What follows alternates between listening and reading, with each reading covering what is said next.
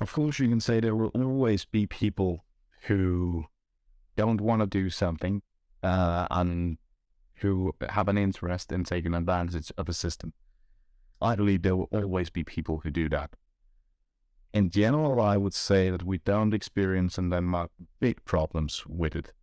But of course, that debate goes on. I think if you were to ask a political opponent to me, they would probably think otherwise. They would say that you need to have better initiative to go into a job. I would say everyone wants to be in job. And when I say everyone, I know that there will always be a percentage who doesn't want to be. But mostly, then everyone would want him to be in a job, having a work to get up to every morning. Meaning that when I say that, I would at the same time be saying that those people who are outside the job market, the labor market, they have a reason to be it. They would probably be outside of the labor market because of some other problem that might be misuse of something, like being into drugs, into alcohol, something like that. They could be sick, have some kind of either physical or psychological disease.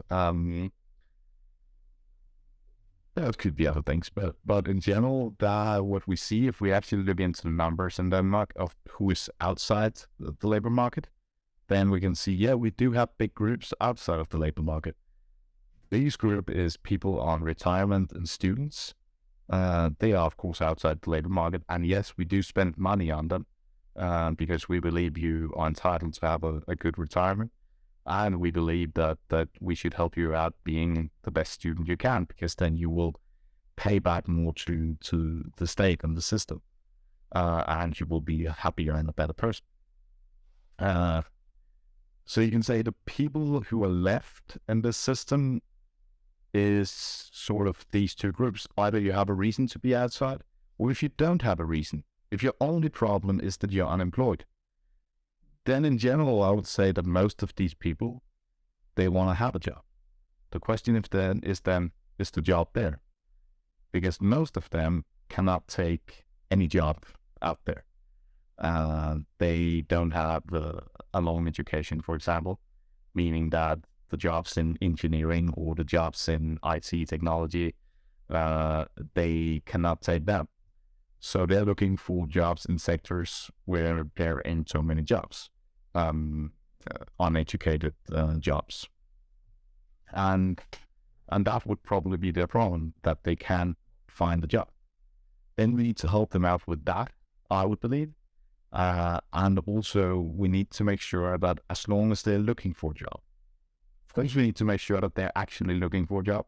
As long as they're doing that, we should help them out, both in finding a job, but definitely also making sure that they're not getting extra problems. If they become very poor while they don't have a job and they lose their home, they might lose their family. Then we have a homeless person who doesn't have a family. Maybe he starts drinking, maybe he get PTSD or stress symptoms or something like that. And all of a sudden we have a big case that will cost us more money in the healthcare system. And in my opinion, we need to get around that. We need to make sure that every individual is getting on with their life in the best way. So I would say that you still have a big initiative, but the initiative is that people want a job. And still, there are, of course, limits to everything here, meaning that you can, you will get a decent amount of money in 2 years when you're unemployed, and then after 2 years, you'll get less. So, and that less is very little, actually, meaning that, yeah, you can still survive, but you will not have, a specific good life. I believe as long as people are there, it's a very, very few people who want to live on, a minimum. Most people want to have a bit more. They want to make sure that their families are doing okay. They want to make sure that their kids are doing okay. And they know that the economy of a family is affecting everyone. That's the initiative. The lowest wages are pretty high compared to other countries. So that means that those who employ you, they may not employ you for a bullshit job because it's too expensive to hire you. Yeah. And since it's expensive to hire you, we have to set you to something that's useful to. But you found. Okay, they had to use your work effort for something that's meaningful that they can sell in the market, or in other ways produce for the public sector. So I think the sheer bullshit jobs here is over. For example, you will never see a person here that operates an elevator. Okay. We've seen that in the US. Why? Because labor is cheap in the US. The lowest wages are very low. The free programs that we've been talking about, healthcare and school and higher education, are not examples of that at all. In contrary, those are sort of common denominators that actually creates a more level playing field. The things that you can have an argument with, if it sort of hinders initiatives, that is the different benefits that you will pay people that cannot work, for instance, because you have to make sure that the benefits that people that for a different reason cannot work cannot be higher than the people actually working jobs with the lower salaries. It has to be an initiative. There has to be an incentive for people to actually go working. So the discussion about benefits and what level they're supposed to be on, that's a more highly highly debated topic, also regarding the initiative issues. But for the sort of free perks, if you would call it that, has not been an issue regarding initiative. We are extremely entrepreneurial economy. There's a high level of willingness to also start new jobs and be